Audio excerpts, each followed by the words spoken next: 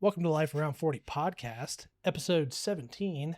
I'm happy we were able to finally get this episode underway after our normal pre-show shenanigans. How was everybody tonight? I feel like it's been a little while. We took a break last week because of last week wasn't the holiday, but we released two during the holiday week, a live stream and a vault episode, if you will.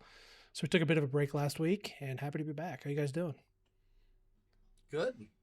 Doing good. There was some really dramatic, semi-romantic music playing in the background, and I'm just like...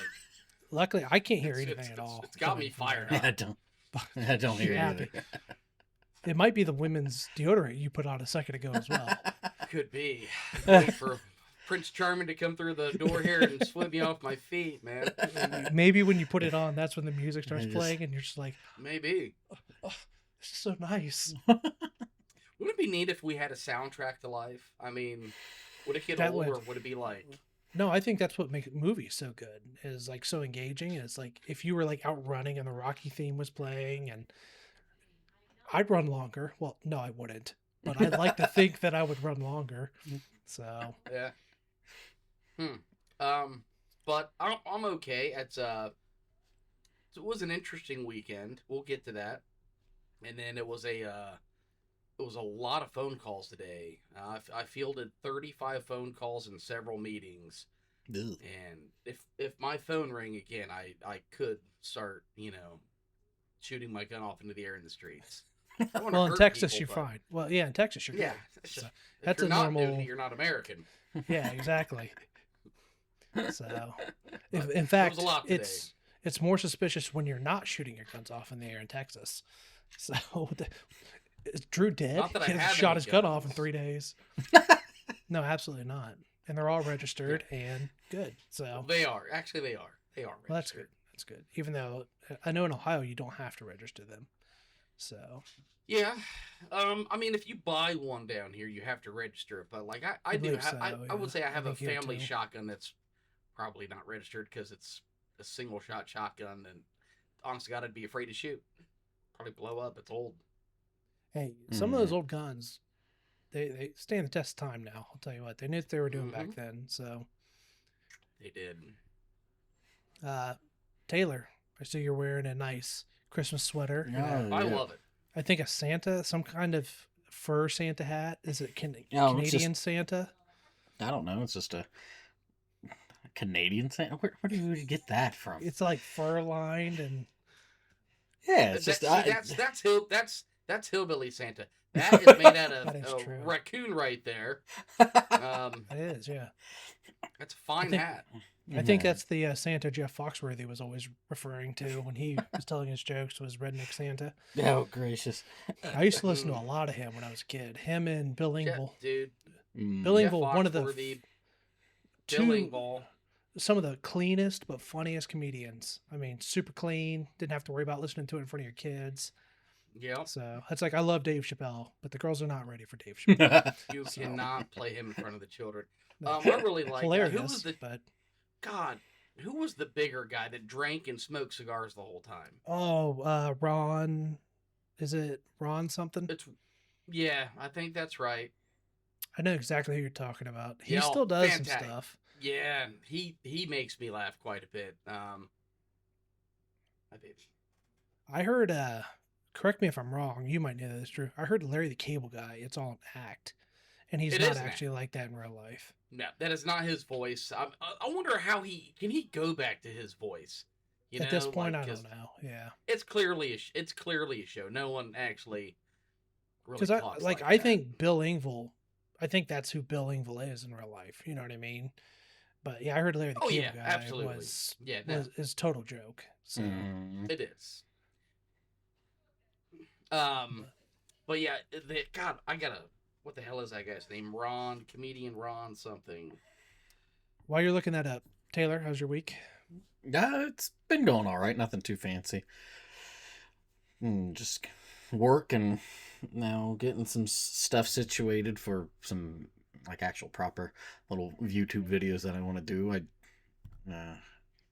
Another like podcast thing I do. Normally just kind of single stuff I actually had a couple guests last night and we recorded, so that was some good fun, but nothing too eventful.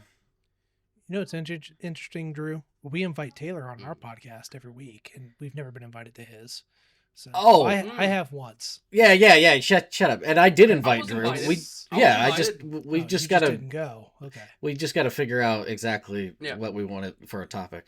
Drew, is it Ron White? It is Ron the Tater Salad White. Indeed, that's okay. sir. I thought it was Ron White. Okay. Sorry. Continue. But yeah, that's what's going on with that. So I know Drew's been pretty swamped with stuff. The couple texts that A passed to him and B in the group stuff, he seemed like he was kind of swamped with stuff. I'll give him credit. Drew usually is pretty busy. So. Yeah, so it's just kind of hammering that out. I'm amazed I have hair left. Truly, I mean, it's looking good. It's losing the color. It's losing the color, but it's Jesus. You can't tell on mine, but I'm definitely starting to get more grays than I used to have. But it's still not noticeable yet. You just have full bush. Full bush. Yeah. Yeah. More than one place. But, I mean, got to trim that up, buddy, or it's going to be a lot more Ganite grams than you want. Yeah, I'm not sure how much is helping already. You don't want her to be foraging for those berries. Come on now. Oh, hang on. I don't want to say it in front of his daughters. There's nothing more romantic in the middle. That was my wife. Nothing more romantic in the middle of an episode. And she's like, hang on. Okay. I always thought she liked trekking through the jungle. I don't know. Who knows? So she grew up watching and loving Jumanji. So it's hard to say.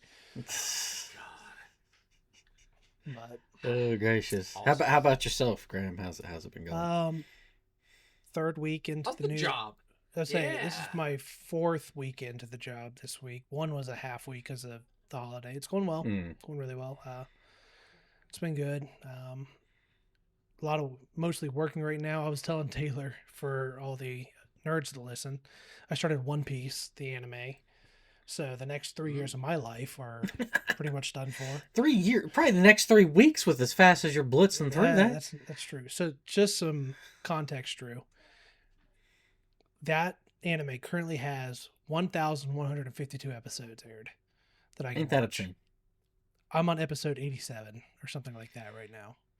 But I started last week, so I'm doing pretty good. I'm doing pretty good. Yeah, he's going to be done with that in like 4 months. How awesome would that be? That'd be great. But it's been very good. Sure.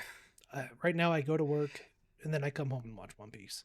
So it's been pretty nice. It's been a pretty sweet setup. Do you ever find time in there to parent? No. I wasn't doing that before I started. Why would I do it now? So, I don't know what that is. I don't know what that is. They've been around 11 years and I don't think I've parented once. So stick to what you're good at, which is watching TV. Yeah, stay in your lane. I'll leave it up to the one that's qualified for it. Oh, Lord. I started, so I 6 months ago, I got through the entire MacGyver series, and I ordered the 2 released to TV movies, and I got through one, and part of the other, and then it was bedtime for the kids. Well, sorry, it was shower time, and they made me pause it because they wanted to see what happens.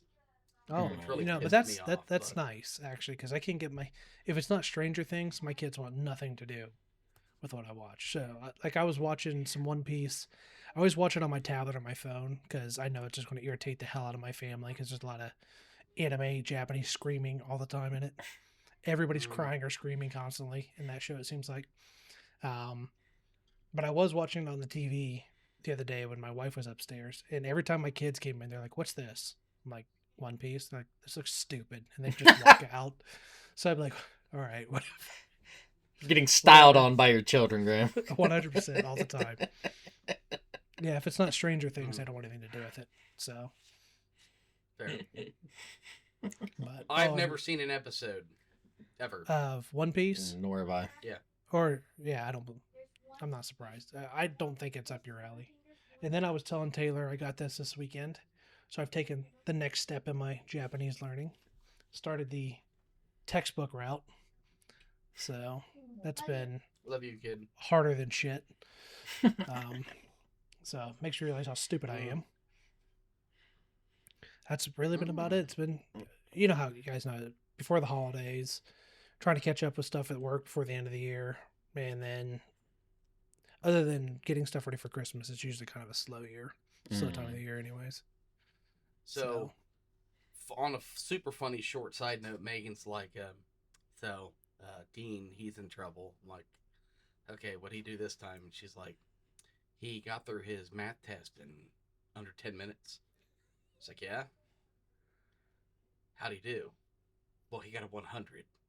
But he didn't show any of his work. Like, Mom. I don't know. Like, what was he doing? Geometry? I was like, pretty good to me. You either have a certifiable genius or a ChatGPT power user, one of the two. I'm not sure which. Not at school. That's the girl's all handwritten. So here's the problem we have in our house is Brittany came home and said the same thing to me. She said, Maddie got through her math test in like 8 minutes. I was like, well, how'd she do? She's like, she got one right. I was like, oh, well, we have a problem then, don't we? Yeah, Maddie just guesses. She just... I'm like, can't do that. Dean's pretty solid with numbers. Like, he'll sit down at the kitchen table. He's like, I have 2 pages of math homework, but it's due throughout the course of the week, right? Yeah. He'll just sit there and do it all the first day. He's like, I just want to get it done. That's I don't the way to do do the it. rest of the week. Get it done now. That's Brittany's the Not best my one.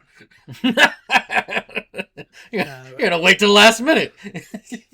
You're gonna be running into class and finishing up the homework. Man, what's wrong with you?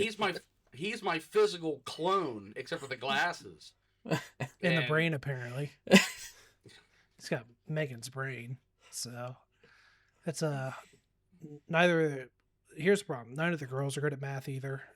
And I'm terrible at math. I'm god awful at it, so I struggle even helping them.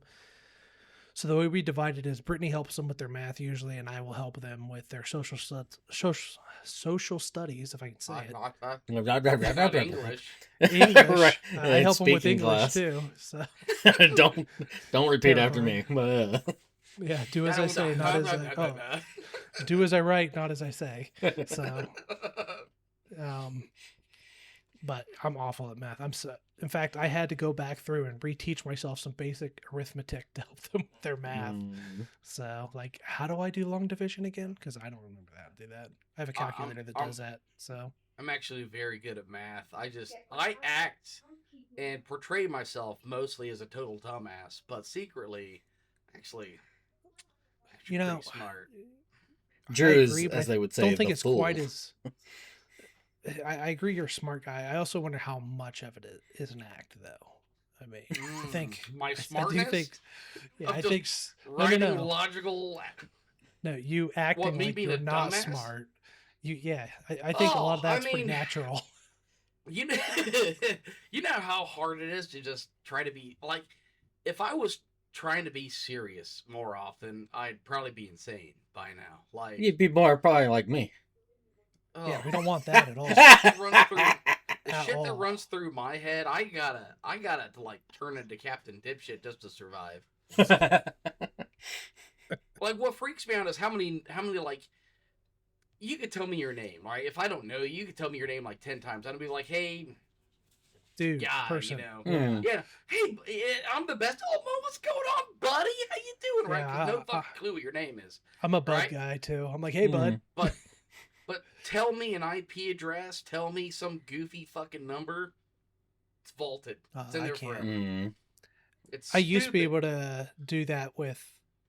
I was bad at names and numbers. I could never keep numbers in my head. But everything else I was pretty good at. I don't know what it is. Last 3 years, I can't remember anything. It's so annoying. If I don't write it down, I forget it. Just play the card. Just play the heart card. That's a fair. No. That's not the heart card. That's the stroke card. Well, right? yeah. So and not the good kind of stroke. No, it was the bad kind. So, no, I have several cards. One of the kids said I was stupid once, which is fair. It's fair. And Megan just says, she's like, I hate to admit it, and I'll probably never say it again, but your dad's smarter than me and I can't stand it. Didn't get that in recording, did you? No. Of course no, not. It's in the vault. Well, that's just. I mean, it's more here than here, though, right? More. When you look at this head, there's got to be enough in there to be semi-intelligent. This head is huge. It's the surface area, right? That's why it's all wrinkly. So if it's it's big, but it's a smooth brain, it's not very smart. Here's the problem, Drew, is because you don't have physical evidence of it somewhere, she's going to refute it forever. She's never going to be like, "Oh no, I." It doesn't matter. He's got it. That's. But you'll just never say it to be able to prove it to anyone else. I never argue it. Well, I never argue anyways. It's fine. Oh, okay. Yeah, until he gets like bonked on the head by something, it'll be that goes out. Something else comes in. Yeah, right. Some recipe for enchiladas. Ooh. I like a good enchilada. Same here. I do enjoy a good enchilada. So. All right. What the hell are we talking about today? Yeah, team? Taylor, what's your topic, buddy? I'm the topic guy today, and I wanted to talk about tools because, other than being one, I was about to say there's three of them right here. So. Yeah. Well, it's just I was thinking about it, and not even just the air fryer thing, but in general for myself, like for writing, there's not a lot of tools that you really need to just write something. Pen, paper. That's for me. Typewriter. Like well, right. Some people can do the typewriter or computer. I can't. I cannot write. I have to write by hand. Wait a minute. First. When you write your books, this shit is by hand? First, yeah. Holy shit. He's a real environmentalist, Drew. No, I'm burning them trees down. Imagine we get like another COVID outbreak. He's just gonna runs out of toilet paper. It's like, what do I use? No, not the manuscripts. There goes another pair of socks. You can cut them into decent strips. You're all right. Yeah. Yeah. Here we go.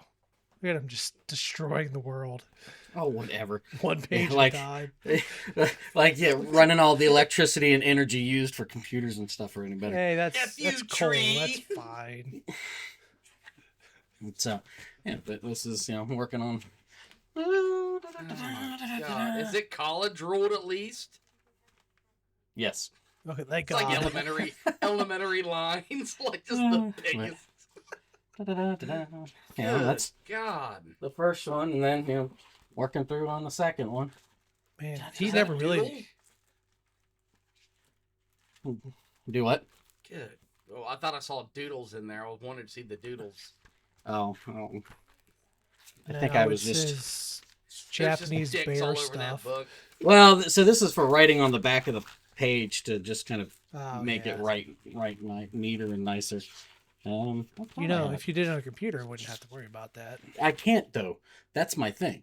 It's like my brain just does not function that way. I have to have. Could you imagine if Taylor typed a whole book? He'd destroy at least a dozen keyboards. Yeah, that's. Drew, if he typed a book on his computer, you could probably hear him typing it in Texas. You guys should hear him type while we're playing tabletop. 5. Yeah, it's Taylor so loud. Chapter 5 and a fucking tsunami hits Japan. That one registered.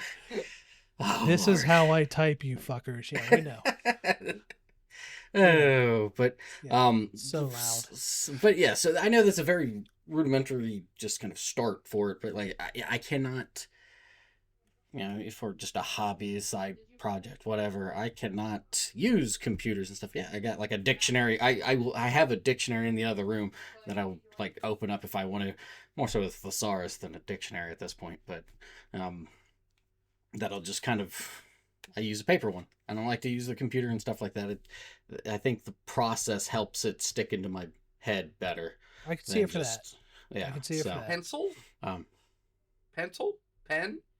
Pen. Pen because that way, if I do make a mistake or something, I could just etch it out, but it's still possibly there for me to pull for later or for something like that. Pencil, you erase it and it's gone for good. I understand that. Yeah. That makes sense to me. But front and back of the page, or just front? Oh, front and back. Yeah. Okay.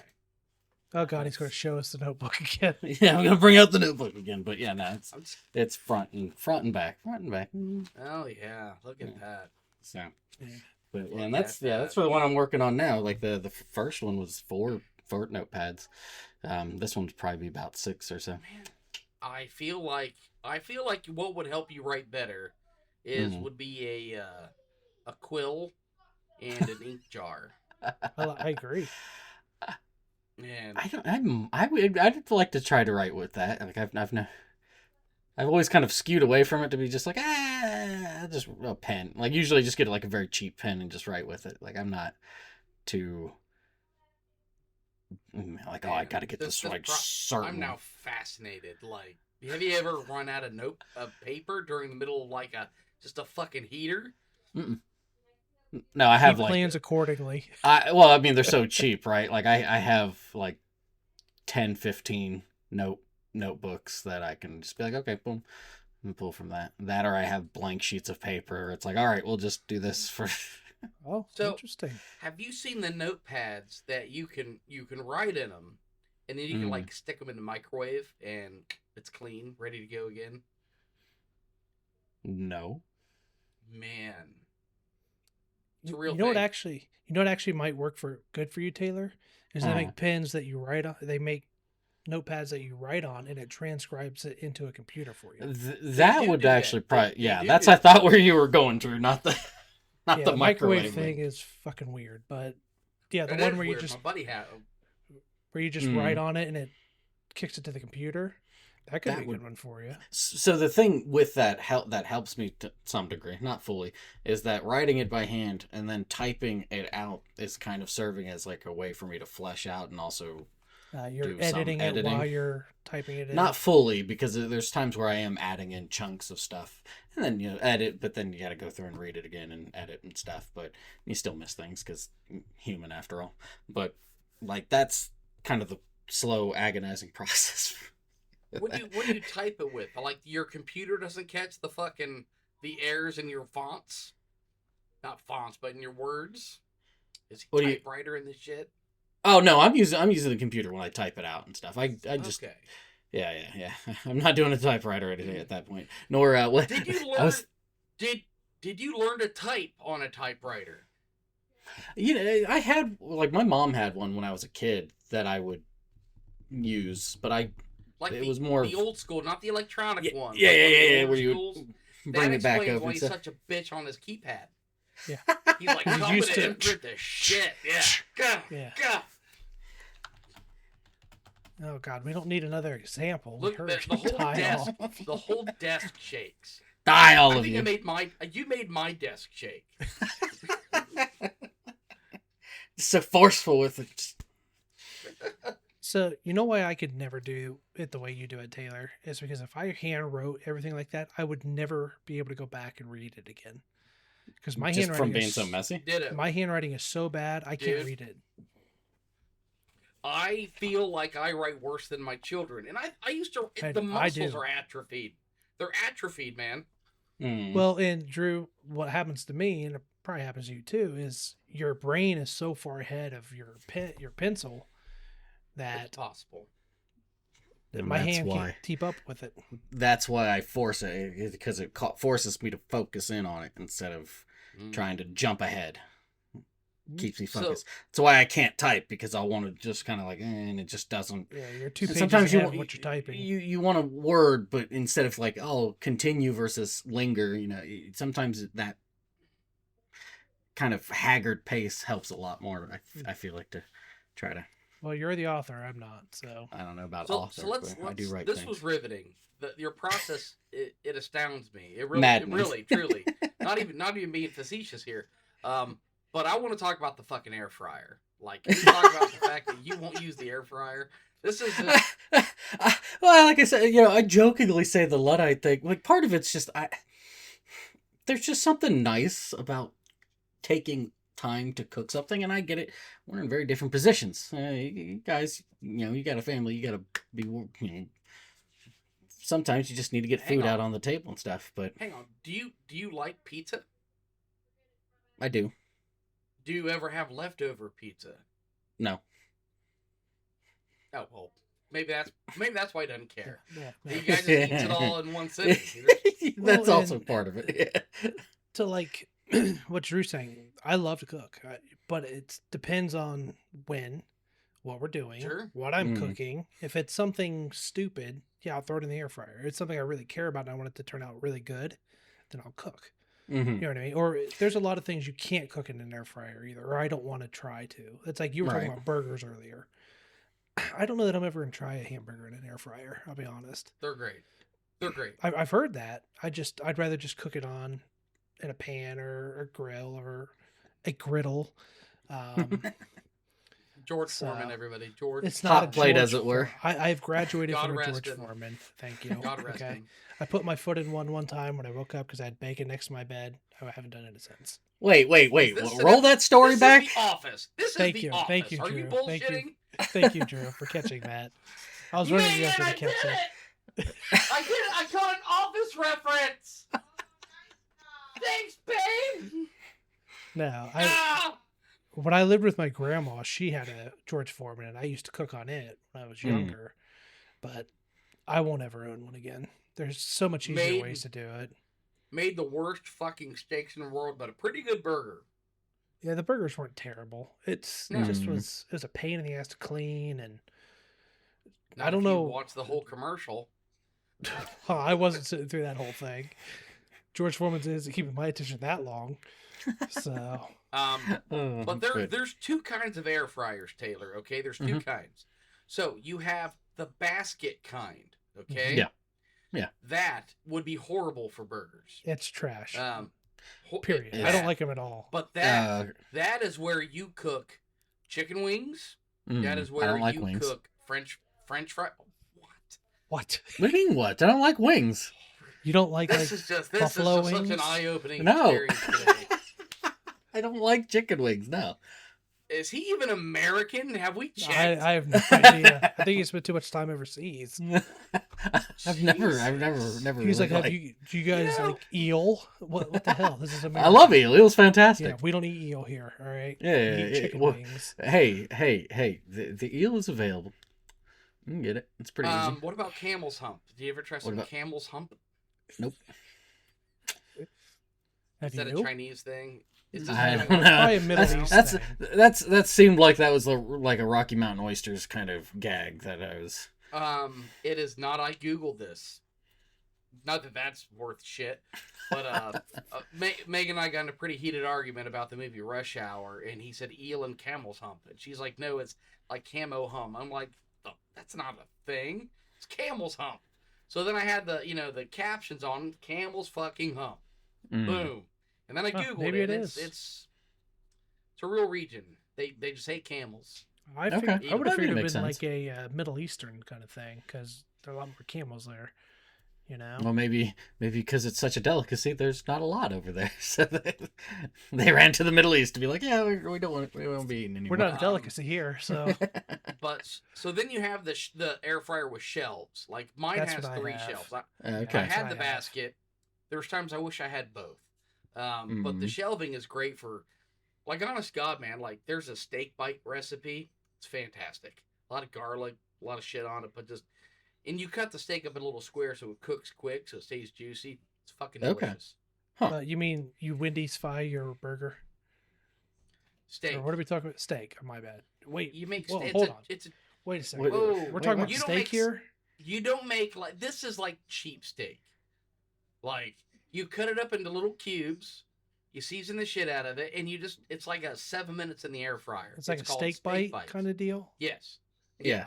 This isn't like, I'm not buying, hey buddy, I'm not buying like a fucking bone-in ribeye or a T-bone and put it in the fucking air fryer. I'm not an asshole. Hey, I love you, buddy. I would rather just not eat steak. than Dude, eat it's delish. super it's dry cube It's steak. not. It's not, because that's why you make it small, so it cooks fast and it doesn't lose all the juice. Oh, But okay. Do you like marinate it in something for it, or? You can if you want to. There's several recipes, but I tried it once. I used some cheap sirloins. Definitely not top shelf sirloins here. Yeah, no, I get you. But just cheap, and it was juicy. It was delicious. I've only done it twice. I would never cook a good steak in the air fryer. No. So I could see doing like the steak chunks or bites on top of like cheese fries or something like that as a topping, but like just by itself, maybe. I mean, when I cook a steak, I guess I cut it into chunks when I eat it. But right, it's a cheaper meat thing. I think I did. I think I threw ours on potatoes and shit. Okay, I can see it as a topping. Yeah. Yeah, it's just I'm not like opposed to it. I guess I'm just very not interested in using it. And one that my roommate bought is a basket one. It's like got two baskets. Yeah, I don't like the basket ones. And it's like great for fine. French fries. Yeah, there's certain foods, but I can do the same thing on my shelf one. Perfectly fine. It just takes longer. Like French fries, I'd rather the basket. You just throw them on the basket. Well, plus you can shake it halfway between and. I get you. On the shelf, I gotta go in and rotate it. I don't do that shit. I don't do that. I just cook it through. It'll get well. I use the perforated shelf, the wire rack one that's open on the bottom, so I don't have to do that. And I get it. A regular old timey oven, it takes so much longer. It's heating up and all that sort of stuff. But there's just something. I think part of it is just the quaintness of you heat something up in that oven, but it's heating up the whole house, and it kind of ties back to having like the hearth and stuff way back in the day. But yeah, that'd be awesome if my house wasn't climate controlled and hot already. And that's just making it much hotter. I told you already. I told you this earlier. Just keep it at like in the 60s for it. Come on now. Again. How about this one? And you ain't Al Bundy. No one wants it to be cold but me. All right. Let's talk about science, tools, microwaves. How many of you guys heat up like tea in the microwave? Anybody? Yeah, I'll heat up stuff like that. Well, are you serious? And I'm the heathen? We do have a coffee maker now that has a water option, so I can click. I just do a kettle. Hot water. So have you ever heated up water in your microwave and just use the recommended leave a metal spoon in it while you're doing it? No, I'm very good about keeping metal out of my microwave. My kids not so much, but I am. Oh, I tell you right now, if you go put a spoon in your microwave right now or a butter knife, it'll be fine. Yeah, I'll believe you on that. No problem. I'll believe you. That's fine. So I'm not going to test it. What causes the sparks with metal in a microwave? It's the... Anybody? Is it the... Isn't it like a... It's the potential it's the potential of points touching. A spoon it's the four, or a butter knife has no potential. A butter knife or a spoon has no potential, and it's recommended if heating up distilled water, because there's no minerals. Distilled water will not boil, no matter what temperature you bring it to. It won't boil. Oh, so but if you disturb it, it's gonna explode. So you put something in it to keep it so it's constantly disturbed and won't explode in your face. Huh. Why are you heating distilled water though? Look, I don't know why you would. This is just a warning label that you have to read, and you're like, "Holy shit, this is wild." Okay. I didn't. Well, I know, like with like old timey microwaves, they have that metal plate in them. As long as there's no potential for contacts to be made, you're fine. Yeah. There's possibly a thing of it being grounded too. I'm not that good with fucking microwave electricity standards, but like my buddy told me this, and I was like, bullshit. But he's a nerd, So I'm like, so I Googled it. I'm like, may not be fucking bullshitting me. So I took the venture, and so yeah, it's safe to put a spoon or a butter knife in the microwave.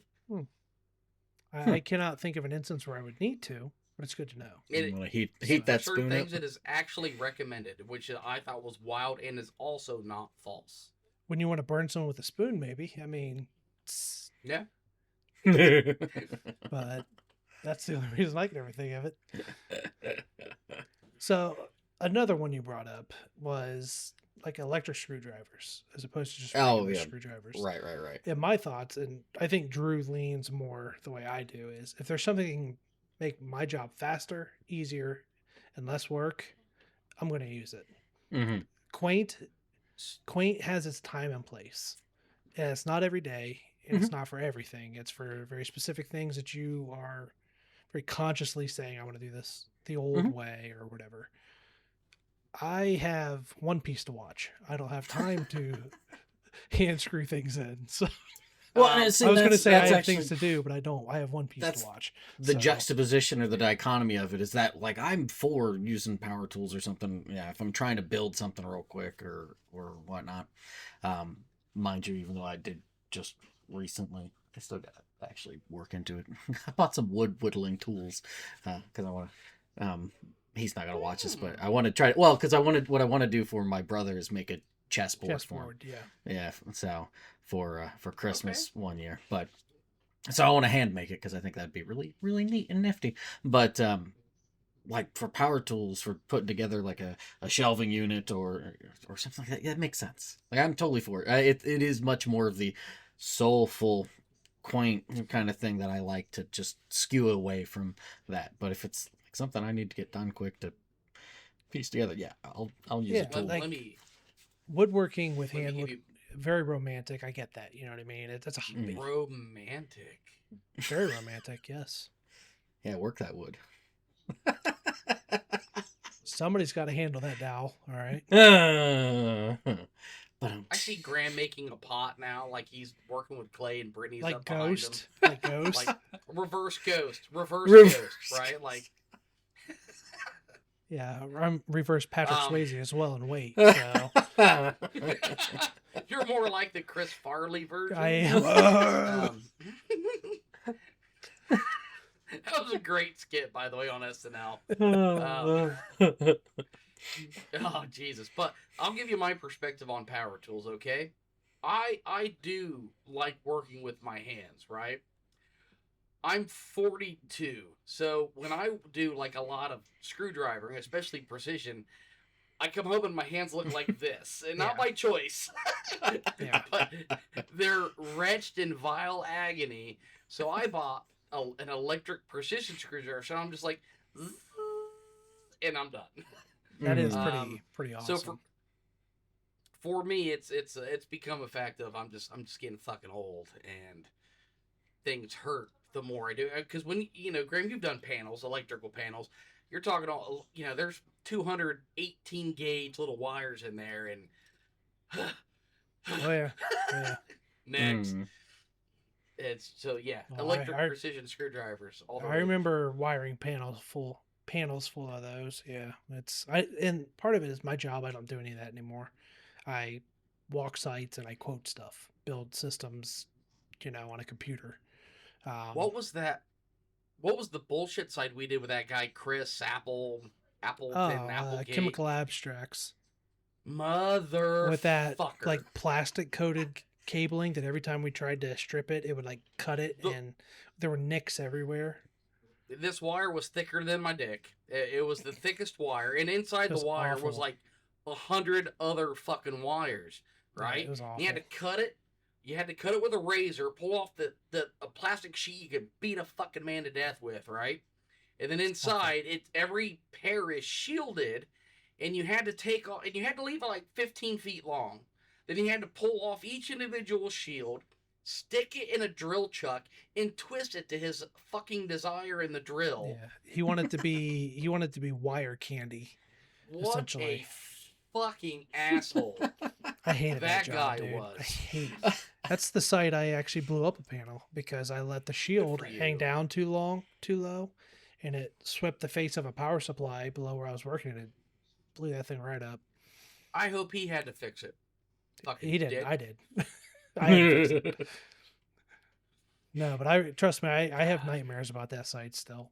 I hated doing it because every time we would cut that wire down, because of that stupid it was almost like a melted plastic insulation around the outside of it. Ew. And he had to take a razor knife and cut it this way. Well, what happens when you cut this way and you cut too deep? It cuts all the wiring down in. So we'd get shorts inside the cable bundle all the time and stuff. It was awful. We spent more time troubleshooting that place than we did installing anything in that place. It was nothing but troubleshooting over and over and over. I hated that site. And it felt like there was like 200 something doors. We were there forever. I mean, we were there forever. It took so long to get done with that job. So annoying. I was never so happy to leave a group in all my life. Goodbye, security. Yeah. I think that might have been one of the last times you worked with us, too. So. Yeah. It was dumb. It was so dumb. No wonder we didn't make any money. That site. I hated that fuck. site. Now, got me all angry. Now I'm riled up. Well, I'm going to try to rein you in there, Drew, because I also thought of you with this topic because you do like your gadgets. I'm a gadget your gadgets, your cameras, and your lapel mics and all that sort of stuff. Yeah. Like how do you feel about that? Do you feel like that being able to do different things either through camera or audio recording makes the process easier, or does it feel like it kind of funnels it to where you can be or where you're not as creative? Because that's kind of a balance that you're trying to make, right? Is that you have all these tools at your disposal, but then how much does that make it to where it's like, well, like olden days they would have radio shows where they're making a whole bunch of noise to try to be a facsimile for metal sheet. Oh, that's like a thunder. Yeah. Well, so the idea is right, and I watch a lot of people trying to again, I have no formal training on any of this shit, right? So it's all stuff I'm self-learning. So you ever it's amazing how much you could watch something that looks pretty shitty. The picture's not great, or it's not always in focus, and it's pretty forgivable. You don't care, but if it sounds like shit, you're out pretty fucking quick because it's that in your ear shit. And you're like, oh, this is just awful. I don't want to keep going. So, while I don't have the best audio stuff because it's not my career, right? I'm not going to sink all my finances into something where it's not giving me money back, but I do want stuff to sound decent. So, I also, for me, time is a big factor, right? I work a full-time job. I come home and I raise 3 kids with my wife, and I try to cook. I try to, clean up and do stuff. And, I have 3 kids, and I like doing little BS recordings with them, so that's a microphone for each kid, and one for me. If like some of the stuff we do, I'm always that yelling voice in the background. You don't ever see me, but I'm like, close the door, what's wrong with you, stuff like that. And if I had just 4 separate microphones and I'm trying to bring all that in together, I gotta time sync all that, and I really can't afford time codes to where it all is perfectly timed. And the other kicker is I don't want to have to shoot the same scene 2 or 3 times because I only have 1 or 2 microphones. So for me, everything I do is in respect to my time because it's so limited. But then with cameras, it's been a week. I wish I knew more what I know now 4 or 5 years ago when I started this journey, because it's okay, what's a good camera? A Canon's a good camera. But it was just, right, it was a Canon. So I'm looking for a good Canon, and I came across a Canon T5i, and I'm like, okay, cool. It's got a flippy screen. That's all I knew about it. Crappy autofocus, pretty soft image, which still can look pretty good, but then you learn, man, I can't pull, kids are always out of focus. So everybody's like, oh, good manual focus. You know what I learned? I suck at manual focusing. It's a skill like anything else. You got to practice it. You got to get good with it. I don't have time. All right, so now I got to get a camera that has better autofocus. And then I want colors to look nice. So, I mean, I don't have all the money to set up lights all over. So you got to get something that's called log profile. It's a very wide profile. And when you look at it, it's all, if I was shot in log right now, I'd be gray. this would be gray, this would be a darker shiny gray, this is gray. And then you apply colors to that, but in that gray is a lot of information.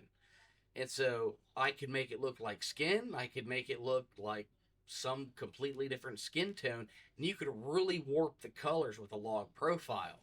You want to go even further, you go raw. But really the benefit of raw isn't so much changing the color. It's like, was your white balance correct? Did you shoot in the right ISO? Because you could fix raw a lot easier in that respect. So sorry to interrupt. Raw was what you were showing me that one day like a month dude, or so. Yeah. I could push it so far. It's so cool how far you could push it. But right, that's also you're shooting 10 minutes and it's 10 gigabytes. Like it's huge. Right. It's a lot of data space. But it allows me. So I've gone down this trail of, yes, it's a nicer camera. It takes a crap ton of storage, but it gives me wiggle room when I'm not perfect to still make it look good, and I don't have to go back and reshoot it. And I need the autofocus because I'm trying to record 3 kids who just move around at they're like a leaf in the wind. Right. They're all leaves in the wind. So for me, it's all about time. And sure, I love a good looking image. Like this is a Sony A5000. It's a 10 or 15-year-old camera. I think it looks pretty good. I think it's a respectable look. Oh yeah. To kind of drag us back a little bit to your original question, I think maybe I kind of starting to understand maybe where you're coming from a little bit is maybe you're mourning a little the loss of the artisan in some of these things, if you will. In the handmade, furniture, things of that. Like we have in our society, we have lost a lot of that artisan aspect of somebody grows up doing something, they train their whole life learning how to do it. And they're essentially what they're producing is a work of art. And one way I think of it, even on a kind of lower level than that, is blueprints. I work with a lot of blueprints. Drew, you work with a lot of blueprints in your life. A lot of blueprints. Everything nowadays is all CAD, on computer CAD stuff. So you're going into AutoCAD or whatever. It's all done by computer now. And that's how I learned it. By the time I came up, everything was in the computer. I learned how to draw in CAD in that. I learned how to do what you needed to there. But I would go out to these job sites and I would find in some of these old mechanical rooms and stuff, these old hand-drawn blueprints. And I knew a guy at a company I worked with. He used to do projects at like Disney World and stuff like that. And he had some of the original theme park ride prints that were hand-drawn from that time. Oh, wow. That's pretty cool. He had some pretty cool stuff. And even that was an art discipline in and of itself. Those guys train their whole lives to learn how to draw blueprints that way. You know what I mean? So I think there is something to mourn there in the sense that we are losing a lot of artisanship. You're starting to see that come back a lot. I feel like a lot more people are trying to bring back more of that handmade crafts and stuff like that. There's a lot of value to it. For one thing, but it's like what Drew's talking about. It's all about time. And when you're working for a company, and if it's something you're doing at a company, they don't give a shit that you can draw prints by hand. Can you get it done in a quarter of the time on a computer? That's all they care about. Right. They want to know because where we're starting to lead in my job is instead of sitting down and, designing out in a word processor or Excel spreadsheet or something, let's say a Gantt chart or a construction schedule or whatever.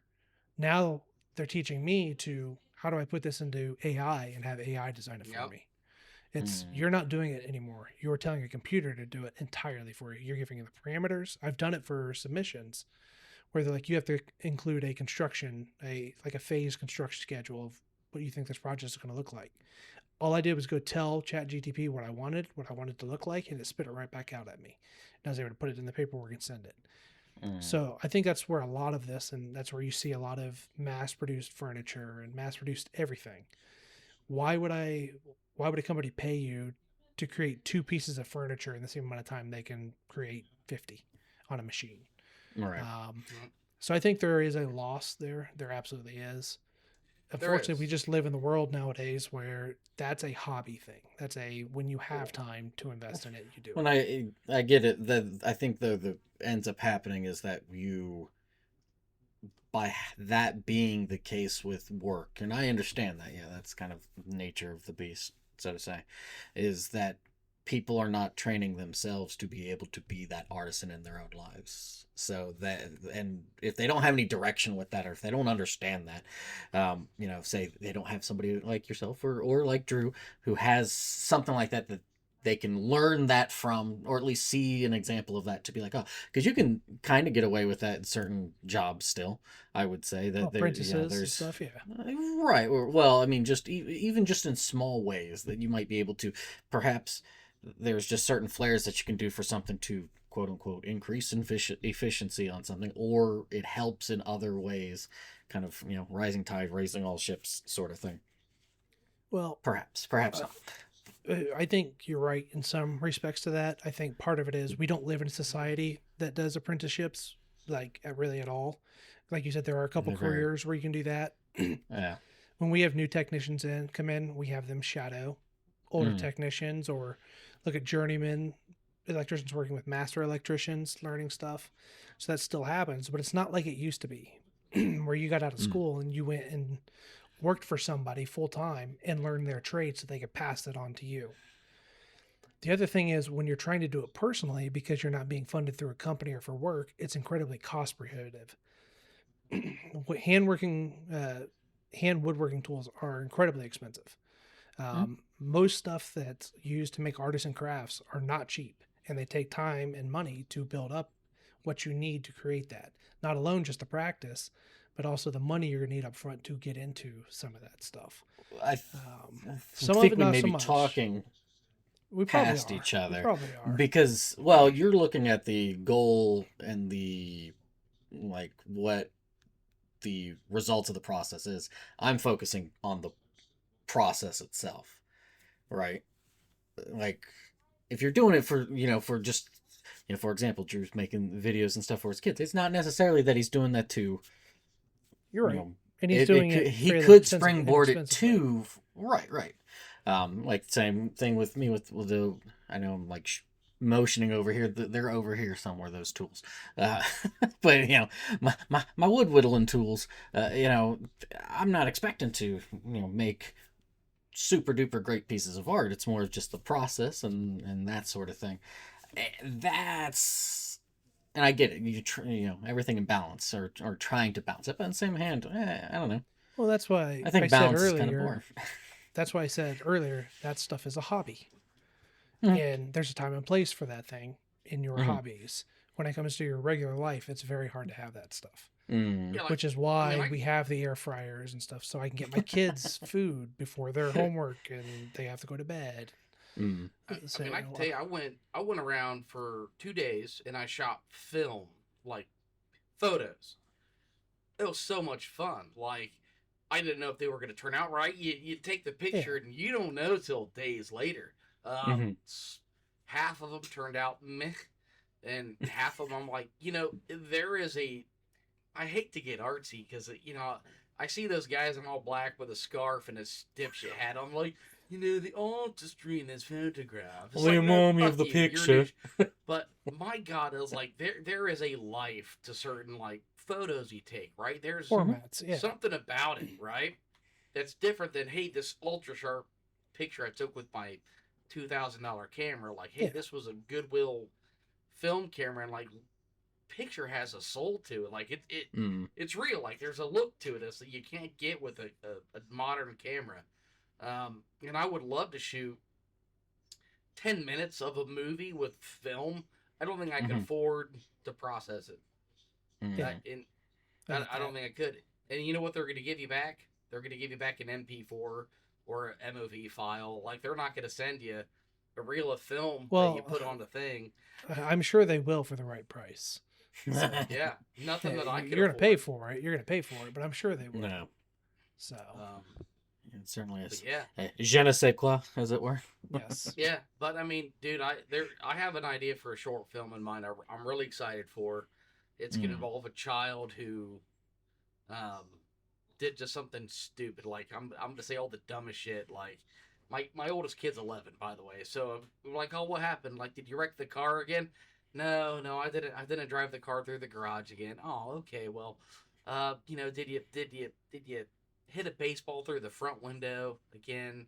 No. Well, yeah, but no, that's not really it. I'm like, oh, it's all right. And then it's gonna be the dumbest thing. Like, I was playing with your golf clubs and I put a dent on the top line of your putter, and I'm gonna come unglued and lose my shit, right? Just something super simple. Yeah. Right. I don't think you could offend me more than to put a dent on the top line of my putter, right? I actually knocked over your bucket of balls. Son of a bitch. But, like, I have this idea for this crazy, like, mood lighting. Like, I just got home. It's been a 14-hour day. I'm bruised, battered, and beaten from my day. And I'm sitting down to, like, a drink of some kind. And, like, the kid comes in. A little bit more light on the kid than me. And then I get up and it's just a fit of rage and the room turns red and shit. Like, it's something stupid. Drew's going for noir is what he's doing. He's getting some noir in there. Yeah. But he's in the shadows and the kids. That's why he was talking about the log, filming and stuff, because of the grayscale. And you gotta have that grain too. That film grain. Oh, yeah. Oh, but see, and that's the funny thing, right? All these cameras, high megapixel count, right? High megapixels, fucking crazy ass range, fucking tack sharp image, right? You know what every single, especially douche, whatever. What all these guys do to it, they buy programs like Dehancer, Film Convert Nitrate, and they make it look shittier. You buy these badass cameras with the latest specs to fucking make it look grainy in post. You add grain to it, and you make it look worse than the tack sharpness that you paid for. Because film looks better than a digital video. Like, I'd rather watch any movie from the 80s and 90s. It looks better. It looks like it looks more real to you, right? So I was reading something and it made me laugh. This made me think of it. You guys remember that Quentin Tarantino Western he did? Hateful Eight. Okay. So he shot that thing in like 70 millimeter or whatever. It's like a format that's never really 8 millimeter. That's never used really anymore. And it's known for being able to grab these giant, majestic, sweeping landscape shots, just like the most incredible landscape shots. And then he films 90% of it in a fucking cabin. That always shocked me. It's like you use this format that's to grab these huge, incredible landscape shots, and then you put it in a cabin. It's like, why are we doing this? Just use a regular camera at that point if you're going to shrink everything down so much. And he touted it too. He was like, being artsy. Oh yeah, he's not tour. Not tour. I read that. They were like, yeah, he used this format that hasn't been used in years. That's supposed to be this incredible thing for wide shots. Ultra Panavision 70 millimeter format. Yeah, it's never really used anymore, and it's great for these huge wide panoramics. And he shot the whole thing in a cabin. It's like it was like two camera shots. I did not like. I was so excited when I saw he was bringing out a Western, and I was so disappointed when I watched it. I've seen it once. Did you hear the funny thing? Oh God, who? Kurt Russell? Was it Kurt Russell? Yes. He broke the instrument. He broke the wrong guitar. Yeah, he broke the wrong fucking guitar. That was like a very, very rare guitar. Apparently, there was a lot of issues. Rented. With that. Yeah. You know what? Issues with that. He's Kurt Russell. He can do whatever. The hell. He can do whatever he wants. Yeah. He's a damn treasure. Yeah. All right, guys. Snake Plissken, Captain Ron. He's all of those things.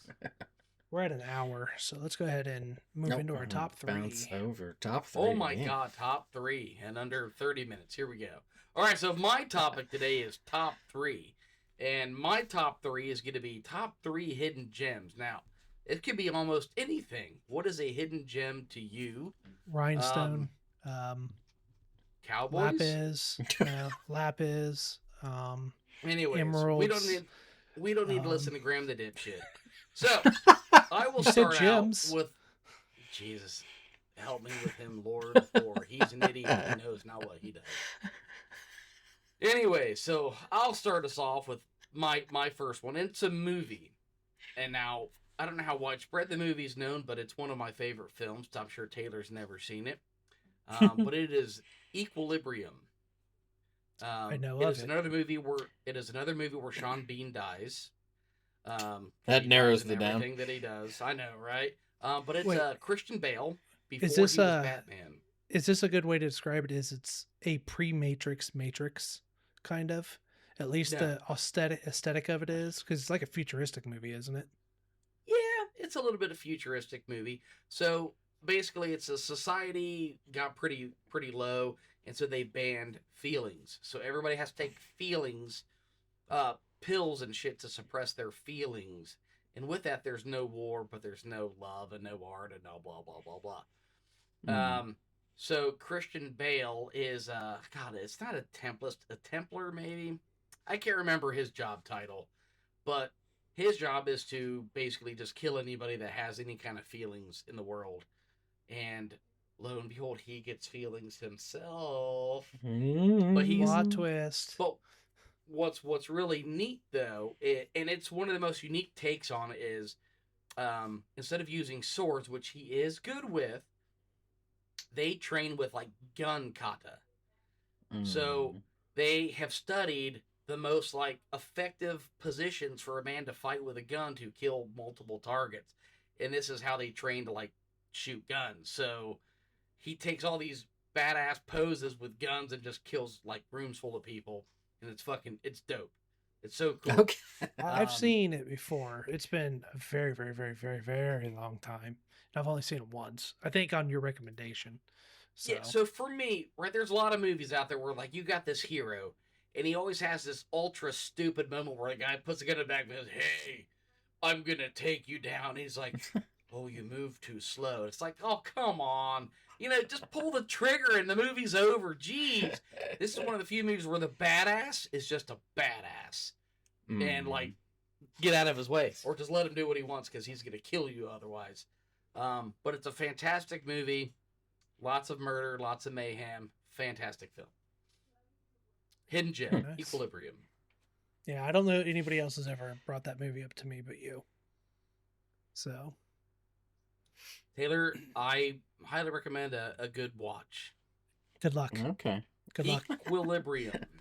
I've been recommending shit since you've came back from Japan and we reconnected and you haven't watched any of them, so.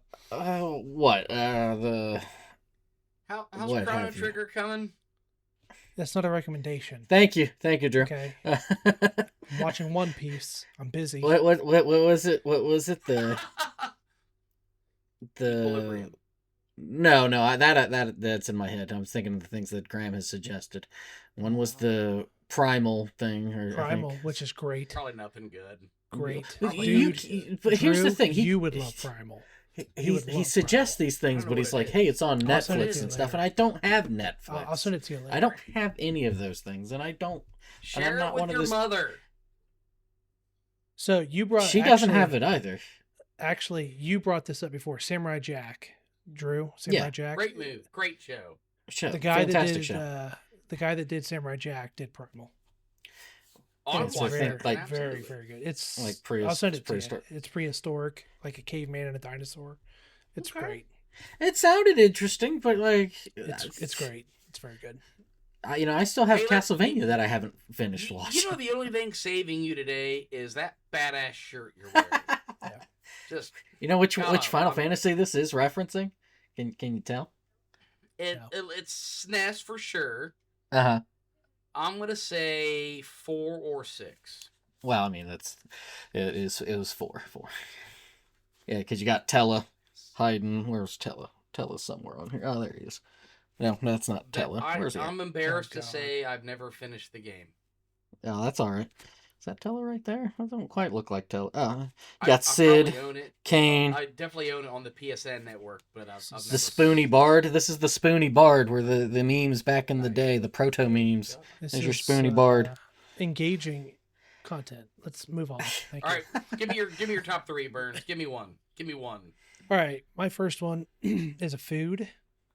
It is the 150 Quick Stop in Bardstown, Kentucky. It is a truck stop, but attached to it, there's like a breakfast restaurant. They have the best breakfast sausage I've ever had in my life. Breakfast. Breakfast. To the point that I know several people that when they go down there, they take coolers with them and buy pounds of it and bring it back. It's gotten popular enough now that they ship it nationwide. Oof. So the 150 Quick Stop in Bardstown, Kentucky, you can get on their website now and order it. Shipping is expensive, but it is the best breakfast sausage by far I've ever had in my life. My buddy's getting ready to go back down there again here in a couple months, and I'm going to order probably a couple pounds of it. So you're a big fan of sausage, I take it. Yeah, absolutely. I will fully admit I love sausage. So I love tube-shaped meat. But my favorite are honestly the sausage patties. I'm a big patty guy. So that is my number one hidden gem. It's incredible sausage. So interesting. Yeah, if I get some, you live in Texas, so tough luck to you. I won't. But if I get some, Taylor, I'll try to get you to try some. Right. Well, I mean, it's in where in Kentucky you said this is? Bardstown. Taylor, I'm going to need feedback once Graham stuffs you with his sausage. Yeah, it's not too far from Louisville. I was going to say, I think the roommate's heading down there next week, so maybe I might try to see if he'll swing over that direction. It's so good. It's incredible. And grab some spicy is awesome. Yeah. Grab some sausage. Make a sausage run. Sausage. Get 2 handfuls of sausage. I like to get 2 hands and a mouth, but moving on to Taylor. Good Lord. Sausage fest, some would say. All right. So I have like really odd things. And so I wanted to share some of these odd things. He's gonna share a gem. Watch. He's gonna pull a gem. No. So I love what is it, numismatics, like coins and stuff. Okay. So recently, like this was a Christmas gift that I got. I got a coin, this little ancient thing here. Okay. It's Taylor, from back it up. Yeah, back it up. Well, it's a little. Yeah, it's okay. We have a coin. Yeah, but it's like it's an ancient coin there from like it's the Kingdom of Elymais, which is like a Parthian off way toward, not quite Bactria, but like in old like Persia area kind of thing. Okay. Anyways, but I like coins and stuff, so like I was able to find a 1923 Liberty dollar kind of thing. So yeah, it's just nice. Really neat like that. That and all. This is an 1889 Indian penny. Okay.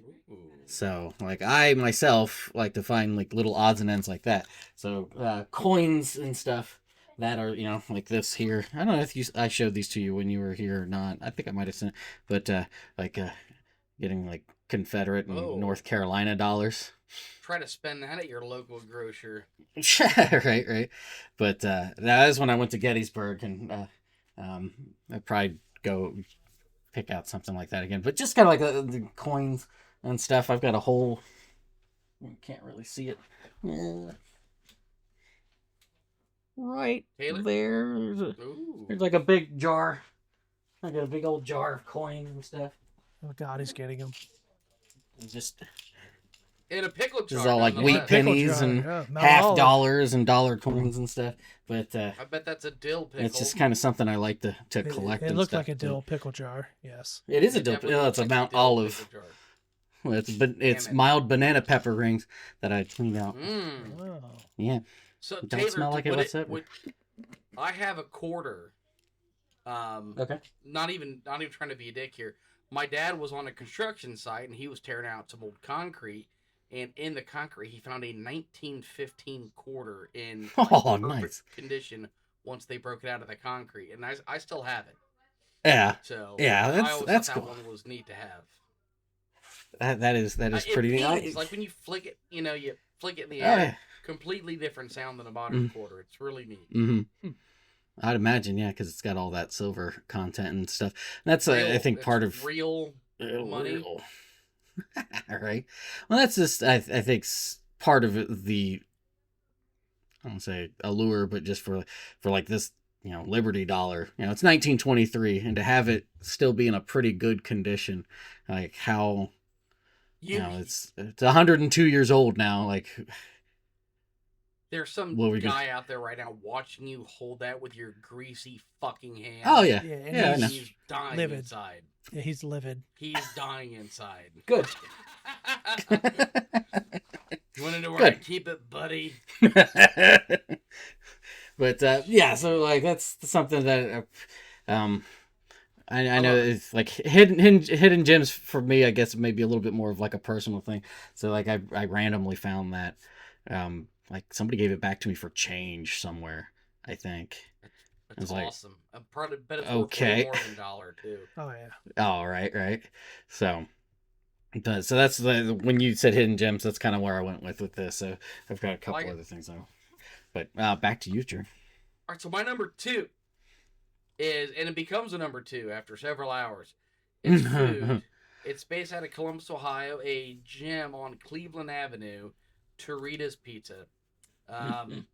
One of the finest pizzas in all of Ohio, and in fact, all of America. It's going to be top tier. Top 5 pizza, family owned and operated since God knows when. It's in a bad neighborhood. You go in the light, go when it's light outside. But the pizza is bar none fantastic. They use the old world pepperoni that cups upwards and just traps in the grease. It just delights your soul and clogs your arteries.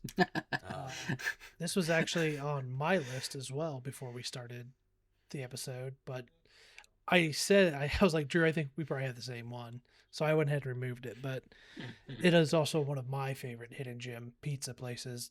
Drew introduced me to. In fact, I'm going to be there, just on the street from it on Tuesday. It's beautiful. They don't open until 4, and I'll be there. So you know how I found it. You know how I found it. How? I went to school with Lindsay Sayre, shout out, great gal, and she was telling me her uncle had a pizza place, and I was like, that's amazing. I believe it's Tony. I mean, Italian. Well, yeah, Tony, you got to. Yeah. Right? And Augustus isn't running it. Right? So, man, my dad and I, we found it, and I've never looked back. It's never incredible. Looked back. It's I recommend it to so many people as well. So good. I love that pizza. Yep. Phenomenal. Nice. My number 2 is a game. It'll be interesting to hear Taylor's take on my. Is this the one you were talking about? It's not Chrono Trigger, obviously. Chrono Trigger, no. For one thing, it's supposed to be a hidden gem. Everybody knows what Chrono Trigger is. It's the hidden gem of your heart. It is, yeah. The uncompleted hidden gem in my heart. Is a game called Hardscape Shipbreaker. I play it on PC. I actually have it on PlayStation 5 now as well. It is a game where you are hired by a shipbreaking company in space. Yeah. So, God, look at the excitement. Oh, well, it's because we've had discussions about this. Yeah. So, the story is Earth is like, it's a futuristic Earth where everybody's super poor or you're super rich. And jobs are hard to come by. And one of the jobs you can get is you sign up with this company and they send you to essentially a space station that has a shipyard cage kind of around it. And they bring old ships in and you go with zero gravity, fly into this like ship pen in zero gravity, and you cut this ship apart piece by piece and throw it in either into a furnace or a processor, depending on the part. And you make money from it. And it's a very relaxing, almost like puzzle-like game because you have to cut them apart in certain ways. Otherwise, you'll blow up parts of the ship and not get as much money as you possibly could. But the story starts because with the initiation fees and everything, you start the game like $80 billion in debt to the company. So literally all you do is live there and cut these ships apart trying to pay off your debt. You're not even making any money. You're just trying to pay off the debt. And every time you buy oxygen, or they call them tethers that you can attach to pieces to throw them or sticky them to something else, you have to pay for all of that stuff. And it's all coming out of your overhead that you're already owing. And so it's essentially a corporate wage slave game, but it's very, very fun. And it's very, if you're having a bad day, you just float in there, turn your brain off for a bit. And it's like I said, it's essentially solving puzzles, tearing these ships apart. But it's just it's a very cool like blue collar space game, which I like a lot.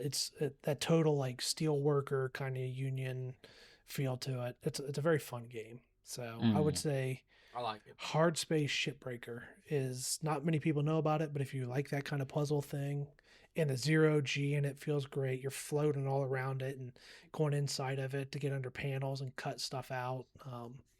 It's a very fun game. So that would be my second one. Taylor thinks it's a stupid concept. He's like, you're already working. You're already essentially a wage slave in your life. Why would you want to go home and play one too? So that was his comment. That is true. It is a neat thing with the whole 0G and stuff, but like, yeah, it's kind of like what's the like Animal Crossing. Yeah, Tom Nook's that son of a bitch. Son of a bitch. It's like, it's like, why would you put yourself behind the 8 ball like that? I mean, I can kind of understand for certain games, what's the startup of Shadowrun. Startup of Shadowrun has you coming out of a morgue. I love that game. The game's fantastic. But you also got to realize, it's also very tongue in cheek. So it's making fun of it, just kind of funny about it. So it's not serious. What were you about to say there, Drew? You guys remember the peak of the game? What was it, Farmville for Facebook?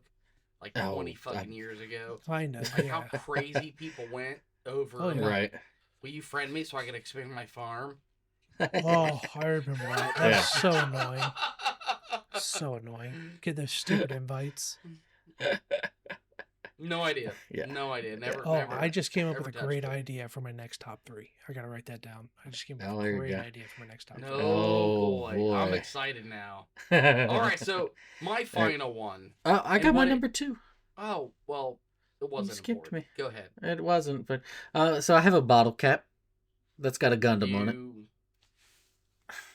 Taylor, you better sell me on this here real quick. So this is I actually won this at one of the schools that I taught at. They had a school festival, and it was one of the toys or like a selection of things because I correctly guessed the exact weight of a bag of sand that I had put together myself. So wait, you made a bag of sand and then you guessed the weight perfectly. Yeah, it was something. There was different things that the students they made themselves, like a bunch of different little odds and ends games. Like in the gymnasium, there's a group of students that made like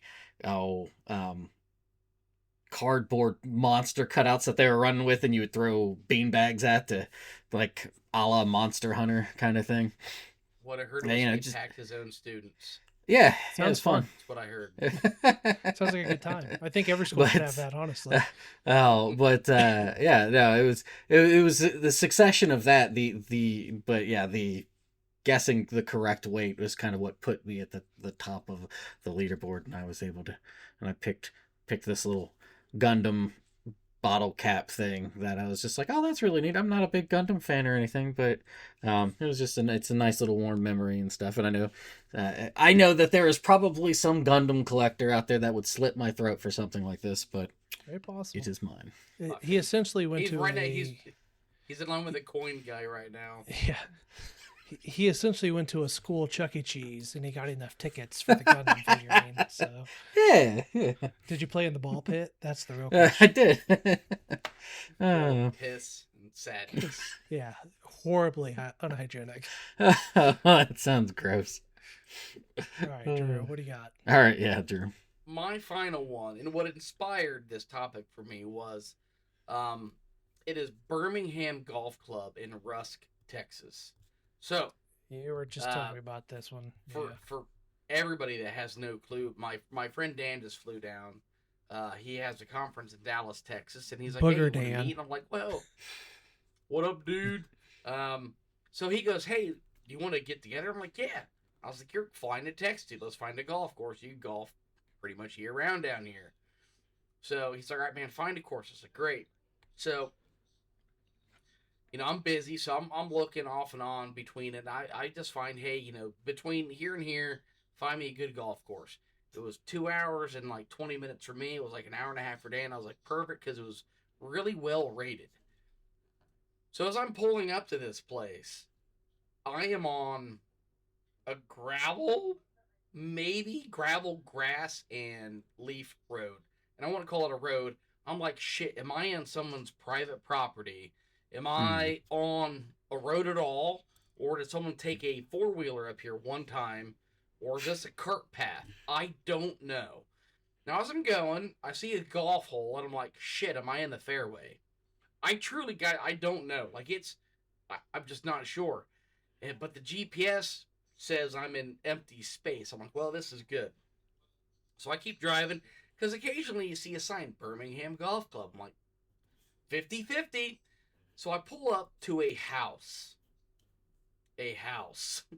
with a little putting green in front of it. And when I mean little, I mean it's 12 feet long at most. And there's like 3 mini houses, cabins, whatever you want to call them, kind of off to the left. And I park in a gravel driveway next to my friend Dan. And I'm like, was I on a cart path? He's like, dude, I was about ready to text you the same thing. He's like, I don't know. I'm like, I don't know. So we go inside the house, which is the only thing there that makes sense. And it says, we're open on the door. So I assume this is it, but it's a house, man. And it's not just a house. It is where they live. A wife, a husband who had no legs. I assume it's the husband, and had a kid. But she was super friendly. He was awesome. They're super, just they had that country accent you'd expect. I'm like, well, that's a family-owned golf course. It could be a little different. And I'm like, my excitement is growing. Like, I don't know why. It had like that nowhere vibe, big walnut, but like high scale big walnut, right? Yeah. And none of you know Big Walnut Golf Club, and so what is it considered? Sunbury? Is that Sunbury, Ohio? I know it. I grew up in Sunbury. Fantastic cow pasture, everybody. One of the best golf courses around. This place is like this. This family had some property. Like, hey, let's make a golf course, and they cut paths in the trees, and it was hilly. It was tight. There's trees. There's out of bounds everywhere. There's effing goats walking around the golf course. There's chickens everywhere. Roosters crowing. And I'm like, oh my God. It's only 9 holes, but the tee boxes are all different. So hole 1 and hole 10, the tee boxes, it's the same hole, but the tee boxes are 50, 60 yards apart. One, It's a straightaway shot. The other, you got to snap hook it around a massive ass tree to find the fairway. And they're different yardages. It's just a different look. I hope Dan was being honest, and I hope he had as much fun as I did, because it's rare to find a course. It's just so unique, right? It had so much character. The vibe was fantastic. We didn't see another human being until we turned at 9. Like, there was no one out there. Here's a question. Is it just one putting green and all different tee boxes around it? Or no, are there there's 9 greens. It's like Big Walnut, right? It's 9 holes. Okay. It's 9 holes. It's just, in this case, the tee boxes are different. So you got to make sure when you're teeing off on number 10, there's not someone teeing off on number 1 because you're playing the same hole. Okay. And you're looking up through the trees and shit, and we had to drive past a goat and a flock of chickens to get to the damn thing. It was awesome.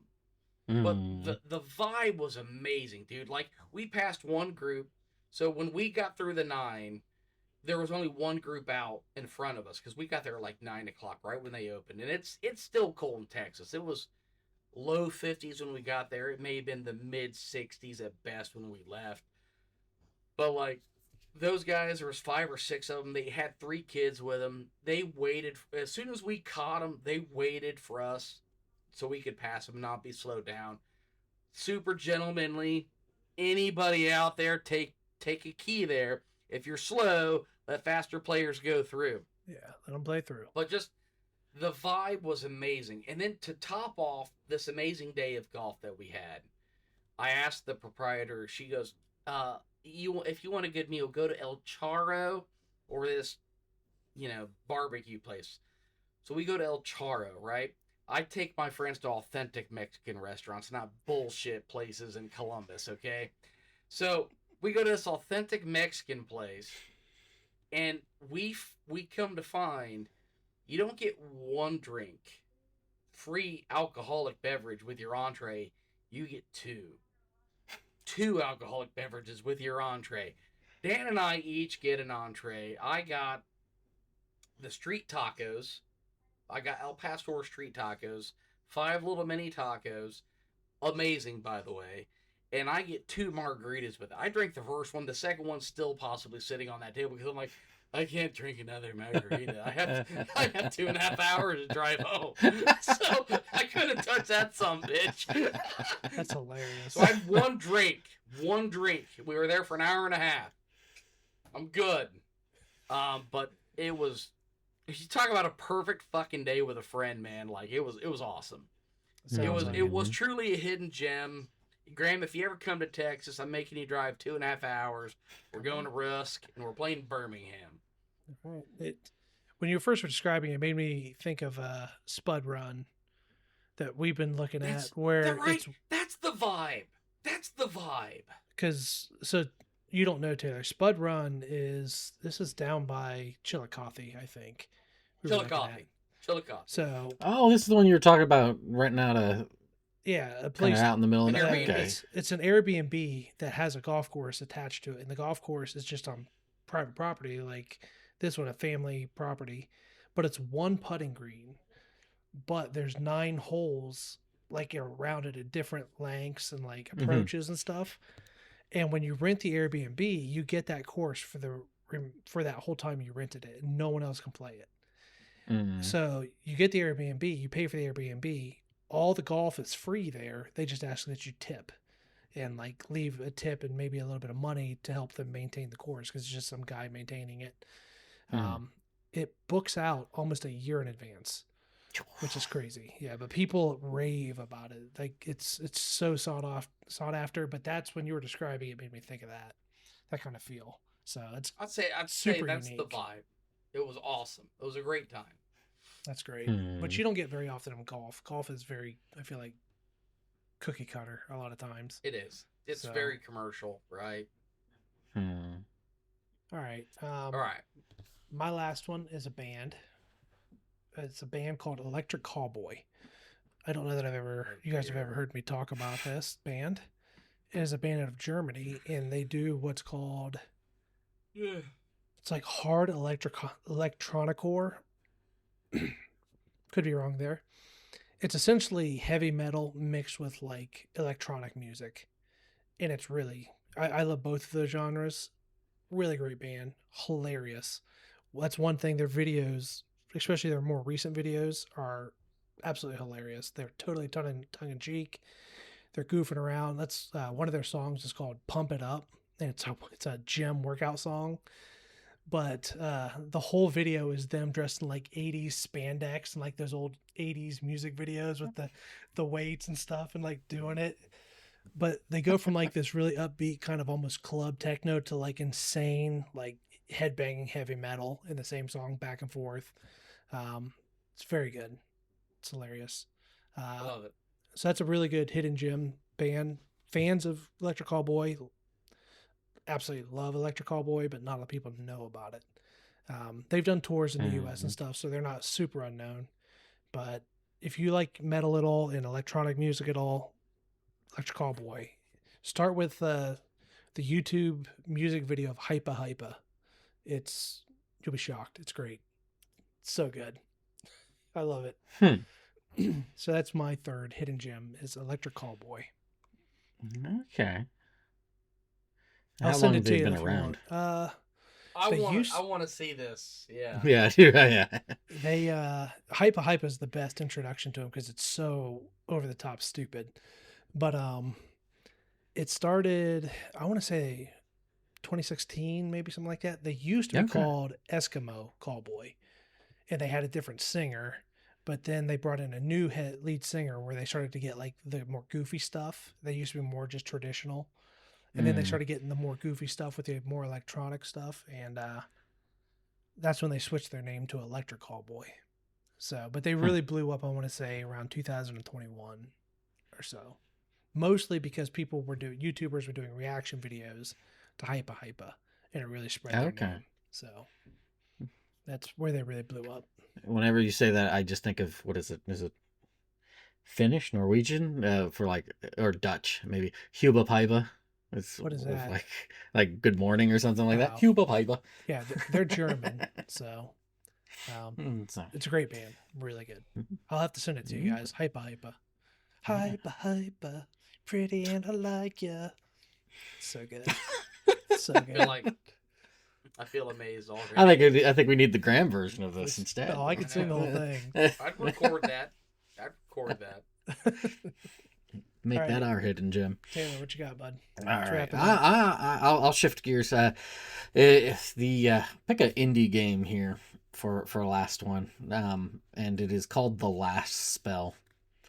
It is it's kind of like a tower defense, but it's a turn-based tower defense where you have so many heroes and you have to build as best as you can city or town square for your different resources and stuff. But you have a horde of kind of like zombie monsters because people have been using magic all willy-nilly, and as they've gotten to the point where they just completely decimated everything. So there's this fog on the outlines of this city square or town square, and you have to last so many turns.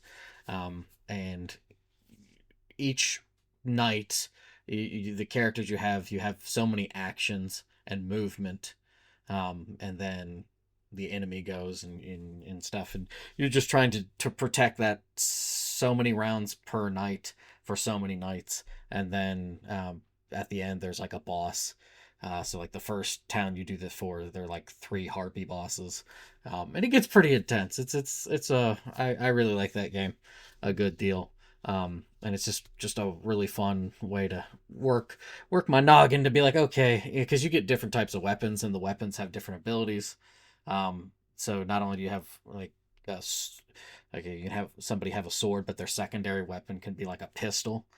And the pistol, like the sword usually has them move forward, so you're trying to like calculate, okay, I can get a lot more action or movement in to try to take care of them, and all the different kind of monsters and stuff. It's fun. I think they were eventually making like a board game somehow out of it, but I don't know about that. But yeah, The Last Spell.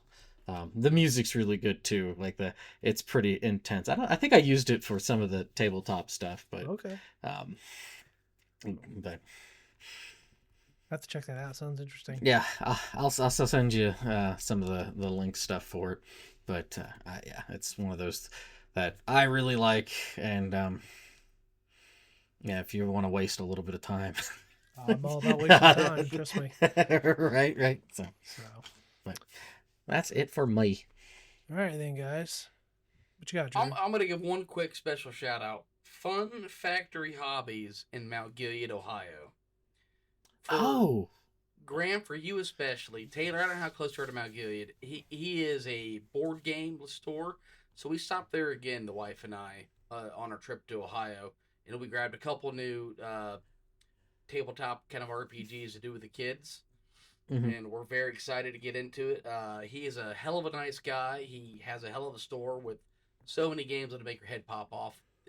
A whole section for shit to do with kids, Graham. I got my first set of D&D dice from him. Very nice.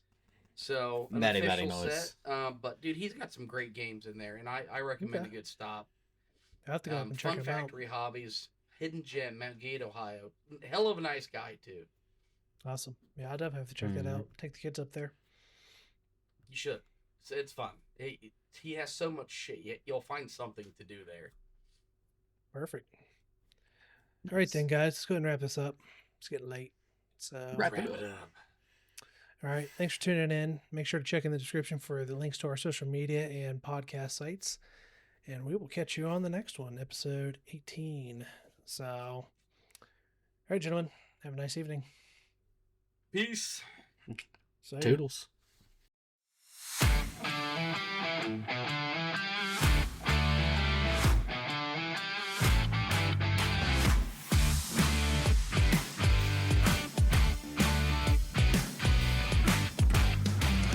Got a mortgage and a bad back. Still Still trying to figure out this new tech stack. Remember dial up the screech and the wine. Now we're streaming shows, feeling just fine. Yeah, this is life around 40. Find our groove, a little bit naughty. We're dropping hidden gems, the top 1, 2, 3. So crank it up loud and listen to me.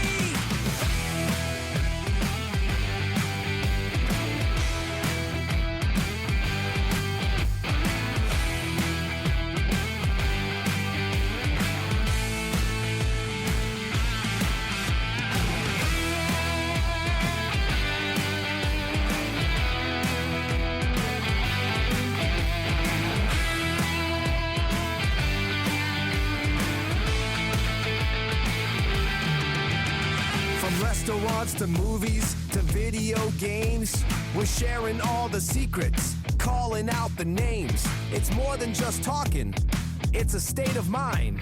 The coolest stuff you're ever gonna find. Life around 40! Life around